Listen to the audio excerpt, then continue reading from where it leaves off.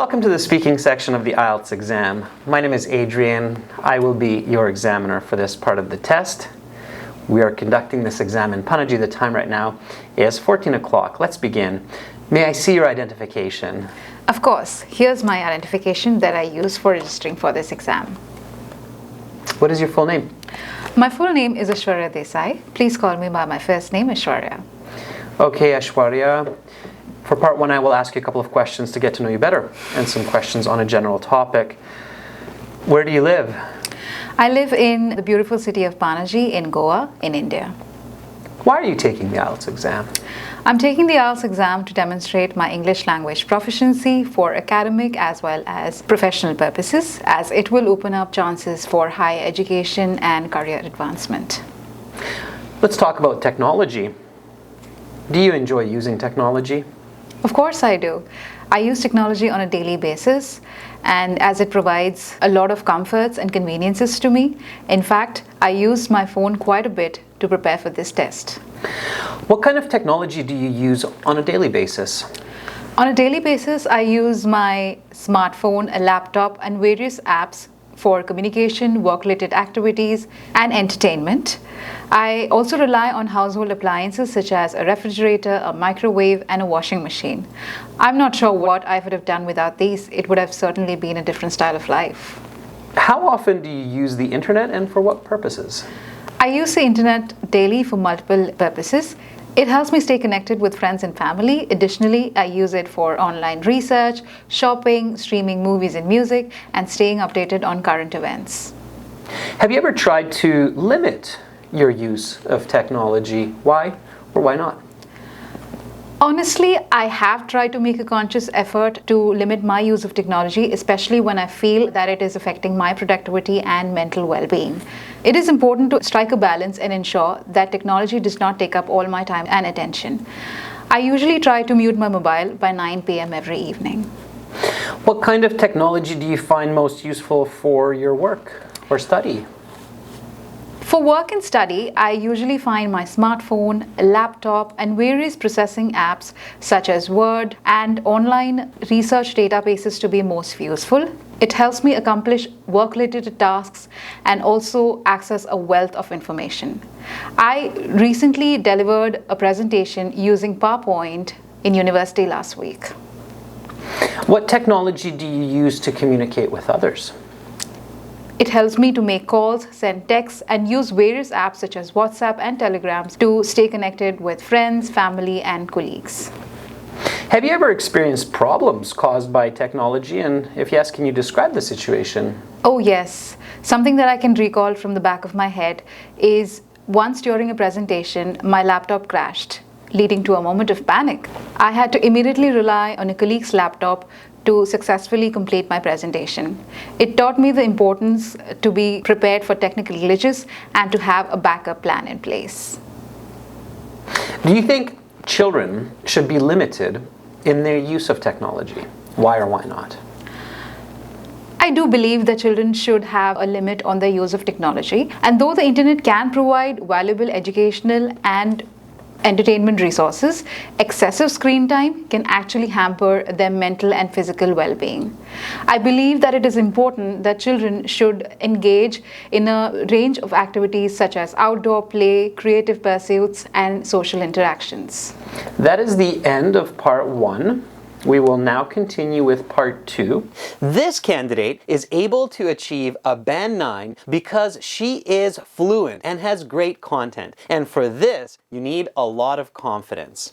Notice her body posture. Her hands are in front of her, up on the table. Her speaking is forward, and she's making eye contact. You don't get marked for body language, and you don't get marks for eye contact. There's no checkbox for the examiner that says makes good eye contact. However, it does greatly affect her speaking and her confidence. It is because of her confident attitude that this candidate is able to stay fluent and come up with great content for questions like, do you enjoy using technology? She responds by saying, yes, I enjoy using technology. It is an integral part of my life. In fact, I used my smartphone to prepare for this exam. To come up with questions like this, it's extremely important to be confident. And to be confident, you need to practice. A great way to do that is with the IELTS AI app, Baby Code IELTS. If anyone wants to improve their band score, you need to practice a lot. 1 or 2 tests a day is not enough. Baby Code application is the best way to IELTS speaking practice. Why? You can give an unlimited number of speaking tests anywhere, anytime. Baby Code is cutting-edge AI technology that can check your band score for mistakes, for grammatical errors, and it can give you suggestions on what you need to do to get those higher scores. It includes tons more features like that to help you master the IELTS exam. And the best part is, the app costs just 399 rupees, the price of a one-time warm meal. And don't forget to use the promo code GET50 by clicking on this link in the video description below to get a 50 rupee discount. When you practice often on Baby Code, it will definitely help to increase your score by at least 1 or 2 bands, from a band 5 to a band 7 or even more. Try the app now. The link is in the description. And don't forget to practice on Baby Code. For this part, I will show you some questions. You will have 1 minute to read these, think about your answers. You can take notes in this 1 minute time if you wish. You have your note paper and your pencil there. And then you will have 1 to 2 minutes to speak. I will tell you when to start, when to stop. Do you understand? Yes. Please do not touch the note paper. Talk about a musical instrument you like to play or listen to. Your 1 minute preparation time begins now.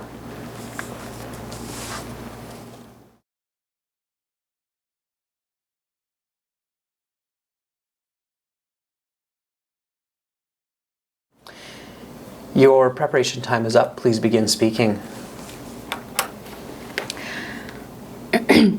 As a young woman from Goa, a musical instrument that truly captivates me is the sitar, a stringed instrument that is widely used in Indian classical music. I was first introduced to the sitar during a musical festival in Goa, where I had the pleasure of hearing a renowned sitarist perform alongside an exciting fusion band. The elegant appearance of the sitar, with its long neck and resonating guard, immediately caught my attention. When the sitarist began to play, the strings of the sitar resonated with intricate notes and vibrant rhythms that were nothing short of mesmerizing. The sitar's sound is a unique fusion of richness, depth, and soulfulness. What is even more fascinating about the sitar is how it has found its place in Indian modern music. In recent years, talented artists and bands have blended the sitar with contemporary elements, creating a unique fusion of traditional and modern music. For example, in Bollywood, renowned composers such as A.R. Rahman have incorporated the sitar in compositions that effortlessly blend Indian classical melodies with modern beats and arrangements. The infusion of the sitar adds a distinct cultural flavor, and the sonic experience created is nostalgic as well as contemporary. In the realm of world music, artists such as Anushka Shankar have pushed the boundaries of sitar playing by cross-cultural collaboration and experimenting with different genres. The innovative use of the sitar in fusion projects such as jazz, rock, and even flamenco has opened up new dimensions for the ancient instrument, captivating a much younger audience and expanding its reach beyond traditional settings. The sitar's versatility and its presence in Indian modern music makes it a source of immense enjoyment and pride. Your time is up. I'm going to stop you there. Please put your note paper to the side. Turn it over your pencil as well. I will remove the questions. And we will now continue with part 3. In order to get a band 9, you don't just simply have to show the examiner that you have good English. You need to go above and beyond and impress the examiner. In this case, the candidate talks about the sitar for the part 2 question of an instrument that you enjoy either playing or listening to. Notice the great detail she goes into when explaining the sound that the sitar makes and how it became her favorite instrument.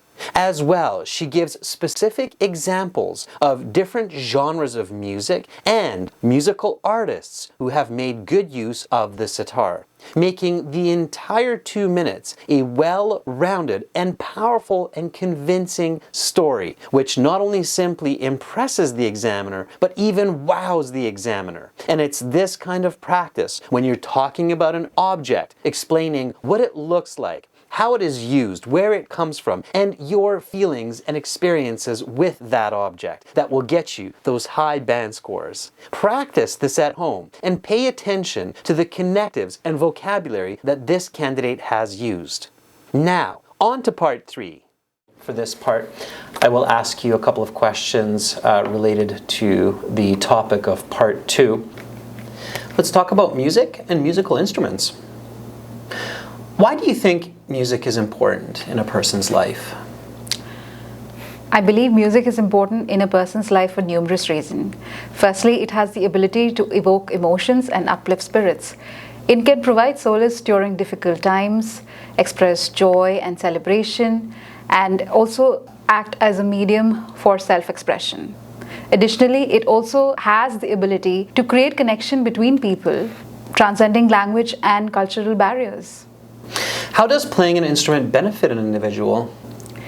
Playing an instrument benefits an individual as it enhances the cognitive abilities such as memory, attention, and decision-making skills. Learning an instrument requires patience and practice, thereby contributing to the overall development of a person. Music also is a form of self-expression, allowing humans to channel their emotions. Additionally, it can also boost self-confidence and provide a sense of achievement.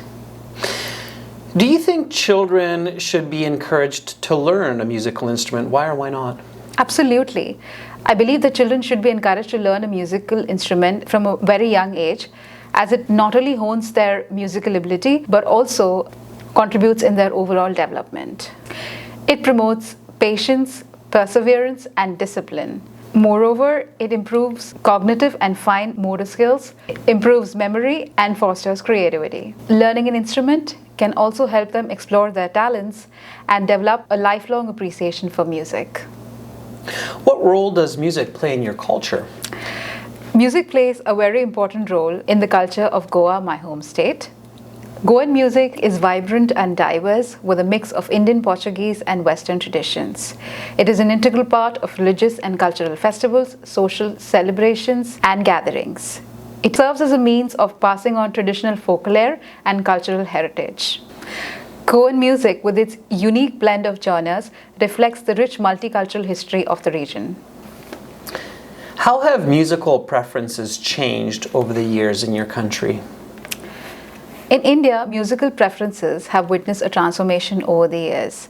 Though Indian classical music still holds significance, there has been a growing popularity and acceptance for different genres and cross-cultural collaborations. With globalization and the influence of Western music, genres such as Bollywood, pop, rock, and the likes have started to find growing acceptance and popularity among the younger generations. The fusion of traditional and modern music has become common, catering to diverse musical tastes. What is the impact of technology on the way we make and listen to music? Technology has had a profound impact on the creation and consumption of music. It has revolutionized the way music is produced, recorded, and distributed. Digital audio workstations and softwares have allowed artists to experiment with different kinds of genres. Streaming platforms and online music stores have transformed the way we listen to music, providing us an instant access to a vast catalog of songs. Technology has also allowed artists from different places around the globe to collaborate with each other, thereby fostering creativity and innovation. Do you think music has a role to play in education? And if so, what is it? Absolutely. Music plays a crucial role in education. It has known to have a positive impact on cognitive development, emotional well-being, and social skills. Incorporating music into the curriculum has known to enhance critical thinking, creativity, and problem-solving abilities. Moreover, music has also been seen as a tool to learn other subjects, such as maths. I still remember some of the nursery rhymes that introduced me to numbers. How do you think the internet has changed the music industry? The internet has had some very positive changes on the music industry. It has democratized the way music is created, composed, and distributed. Independent artists can now produce and distribute their music online without having to rely on traditional recording labels. This has led to a more diverse and inclusive musical landscape, allowing for unique voices to be heard. That is the end of part 3. That concludes the speaking section of the IELTS exam. You will have your mark in 2 days online after you finish the other sections, and your official certificate will be in the mail in 10 days. Goodbye. Thank you. The third and final part of the speaking interview is arguably the most challenging. Questions are related to the topic of part 2 and require a lot of detail and explanation, but without going off topic or sounding confusing. For this reason, a good trick is to use the questions in your answers. For 2 reasons. 1, it gives you time to think about your answer in a better way. Secondly, it focuses you on the right answer without going off track. Like when the examiner asks, "Why do you think music is important in people's lives?" And this candidate answers by saying, "I think music holds immense importance in people's lives." This few seconds generates ideas and also gives directions for the response. Practice using the question before you sit your exam at home, especially for part 3. Another important tip to continue to wow the examiner in part 3 is to control emphasis, meaning giving strength to your words when you feel that you're making an important point. As in this case, when the examiner asks this candidate, "Do you think it is important to encourage children to play a musical instrument?" She gives a very good initial explanation and then uses the word moreover. She says, "Moreover, playing music can help develop cognitive ability and creative thinking." It's using words like moreover, furthermore, in addition, that can add emphasis and more detail to your responses. Practice using these words to connect your ideas and emphasize them to elevate your scores. Good luck the next time you sit your IELTS exam. Watch more videos like this one, including original practice exams, a fully interactive course, and an app for your phone. Visit and join our premium IELTS package at aehelp.com. It's a one-time payment for lifetime access. Use the code SITAR9 for an additional 10% discount. Click the link in the video description below. We are an IDP affiliate, a British Council partner, an IELTS test registration center, and I'm a certified British Council agent. You're in great hands with us. Just listen to what this student has to say. Hello, I'm Cass from the Philippines. I got an overall 7.5 in the IELTS and a band 8 for speaking. With that grades, I can now fulfill my United States dreams to work and to live there for the rest of my life. Begin learning for success. Join our premium package now.